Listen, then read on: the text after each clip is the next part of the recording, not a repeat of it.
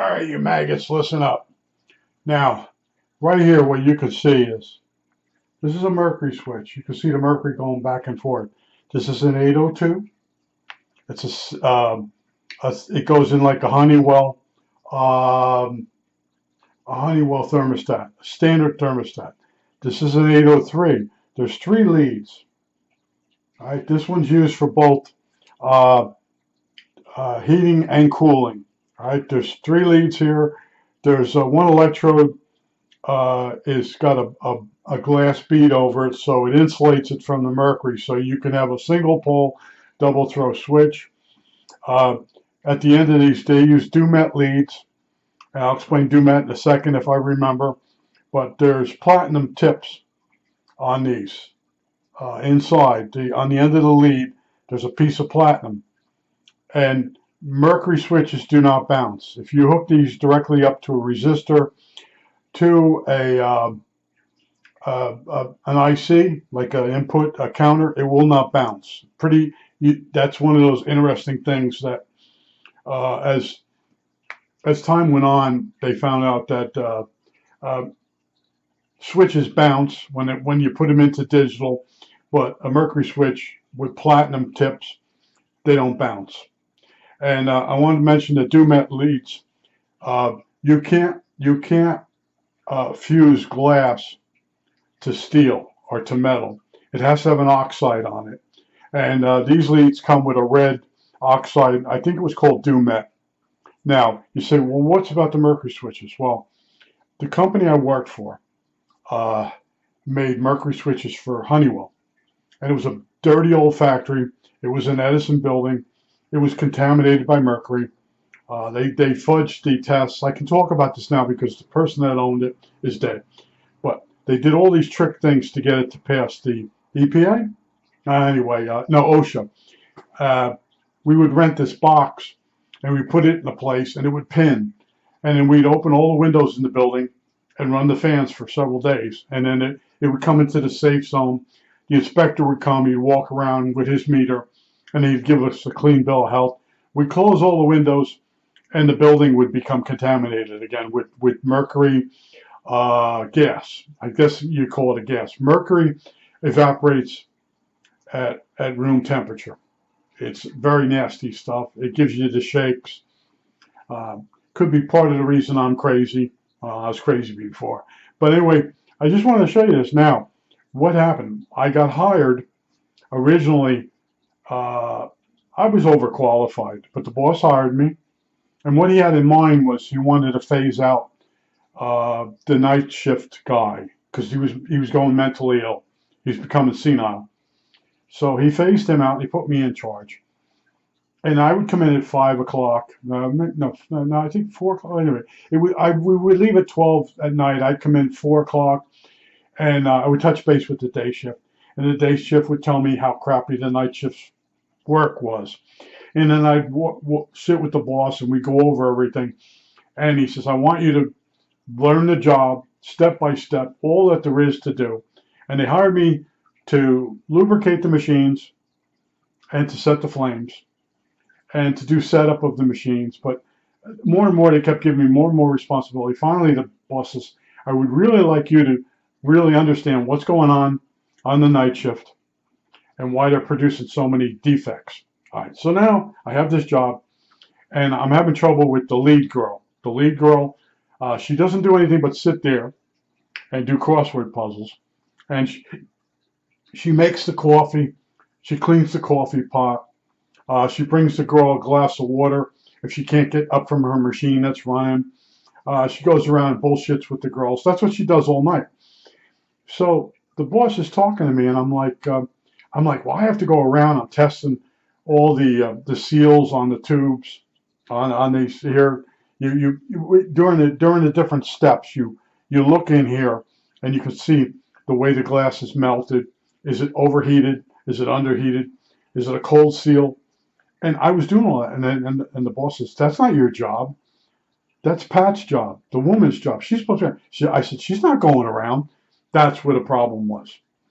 And she would call the boss up every day from her house before she would go in at They would come in at 6 at night to 12, and she'd blow smoke up the guy's ass. And he really didn't like her. Well, I ended up getting rid of her, and I kept the machines adjusted. I went around, I checked all the work, and all of a sudden, I don't say we were turning out zero defects, but our work started being better than the day shift.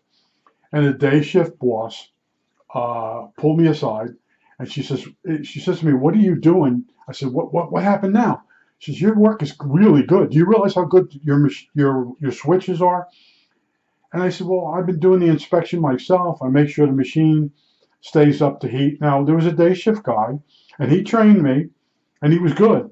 But I noticed he would disappear for a while and go sit, and he wouldn't keep walking around. See, in order to keep the machines operating, you got flames, you have fans. The girls have fans blowing up their skirts to keep themselves cool. And if they bump a fan, it blows a certain way, and it moves the flames, and it makes the flame run cooler. And you got to constantly look for that. And if you want really good work, you got to keep walking around. And you might sit in a spot and watch, and then walk around. But the whole day, all 8 hours, you're on your feet. You're constantly checking the switches that are being made, because the day shift um, supervisor, one of them, wasn't that good either. Her eyesight. And what it turned out on the night shift, the girl would pick this switch up, pat, and when she would check it, she'd hold it out at arm's length. Now look at this switch. All right, in here, you could see the way it's been pressed. Has the glass melted correctly? She would hold it out at arm's length because she needed glasses, and that's what the problem was. And then after a while, she wouldn't even test. She wouldn't even inspect the work like she was supposed to do. So I went in, I sat with the boss, and she kept calling the boss up and complaining about the way I was running things. And the boss looked at me, he says, "I'm getting rid of her. Do you want me to get rid of her?" I said, "Get rid of her. She's gone." So I got rid of her. And the girls really, the girls really started putting out real good work after I got rid of a couple girls. But we were putting out really good work, and a really disgusting factory. And it's amazing when you have to deal with personalities. But a lot of times these women, they were approaching 50 years old, and they couldn't see, and they didn't want to buy, for vanity reasons, they didn't want to buy glasses. And I'd say to them, "Look, I'm going to have to let you go if you don't go get a pair of glasses." And we didn't pay for the glasses. So they'd come in with a pair of glasses. And I said, "Look, you go to the dime store and get a pair of glasses and keep them at work. Don't take them home. Get a second pair for at home." And these girls could now look and see when they're making the switch, whether they should call you over that it might be getting too cold or too hot, and then you adjust the flames. But I walk into a situation where this woman, she sits there, she's doing crossword puzzles. She's supposed to be walking around. And when she does walk around, she's just bullshitting with people. And I didn't realize what she was supposed to be doing because I was doing her job and my job. Oh, and the day shift was leaving me work to do also. And then the boss pulled me in the office and we're going over stuff. He goes, "You're not supposed to be doing that." I said, "Well, the day shift guy," goes, he pulled him in the office and balled him out in front of me. He goes, they're getting over on you. You got to just do what you have to do." And then he starts telling me what I have to do, and it's like nothing. And when you're at work at night on a night shift, it goes really slow. So if you don't stay busy, you start to lose your mind. And I got involved with other things just to stay busy. But you really learn a lot when you go into a situation where it's messed up. And then it comes down to a couple key people aren't doing their job. And they get arrogant and nasty. And then you have to fire them. And it's the look on their face. And they really don't care. They don't cry. "Please let me stay. I'll do that." Nah, they're like, "I've had enough of this place." And some of the people have had 10 years in a place. And they're just waiting to get fired. They know they're not doing their job right anymore. But I just want to tell you, I worked at a Mercury switch factory. Oh, it's a toxic waste site now. There's a CVS built on the spot. It's capped off. The ground is capped off because there's mercury in there. It's over in Bloomfield on 250 Glenwood Avenue. It's over there. There's a CVS. You can look it up on Google. Also, the RCA building I worked in is a toxic site. It's a shopping mall now, but there was lead, there was asbestos. Edison used asbestos in his cement. So if a fire broke out, the cement wouldn't expand and crack, and the building wouldn't crumble. Uh, Mercury too. There were mercury vapor lights made in parts of the RCA complex when it was GE. It became Edison Light Company, then it became GE, and then RCA bought the building or was part of GE at the time, and they split. But it's amazing when you're a key guy and they hire you and you're doing the job, and then they call you in the office. What I really hired you for, and I got so used to that. What I really hired you for was to figure out why this is going wrong. And the guy on the day shift, uh, he knew what he was doing. He was good, but he wasn't. He got tired. He used to say to me, "I'm so tired. I'm so tired." And he was a young guy, and I won't go into his home life. He had some problems, but in other words, he was getting tired of working in the company too, because they did pay you really well. I mean, they did. There were guys in there. I bet they were making $20 an hour. And this is back when everybody else was making $8 an hour. If you were there long enough and you produced good work, you'd make $20 an hour. But it is what it is. But these are Mercury switches. This one here is an 803. It's a single pole double throw. And this is an 802. This goes in this simple, remember the simple round Honeywell? That's what's in there. It sits on a bimetal a coil. And the bimetal, it's brass and some other metal. When it heats up, it slowly moves. And then in this case, I'm going backwards, but it slowly moves and the switch goes on and off. And this blob of mercury has to go on and off within a certain amount of degrees. It's not just a switch. It's got to have a anticipator circuit. In other words, a thermistor, not a thermistor, a thermostat.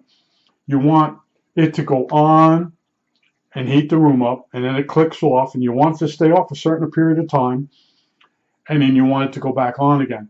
And on the spiral, it looks like a clock spring of bimetal material. There's a resistor that heats it up, and that's for the anticipator.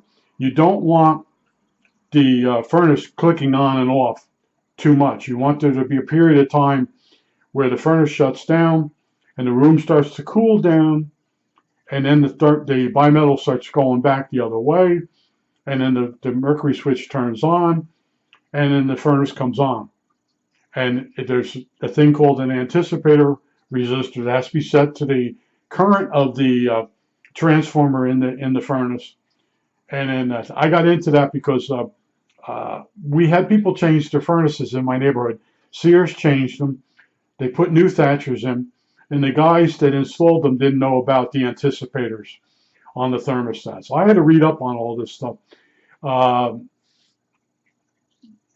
the furnaces were turning on and off too much, and then someone had a furnace that was working correctly, and I got a book out, and it explained the anticipator and the setting. You measure the current through the thermostat, and that goes through the anticipator, and then you set the current, and then you get an on.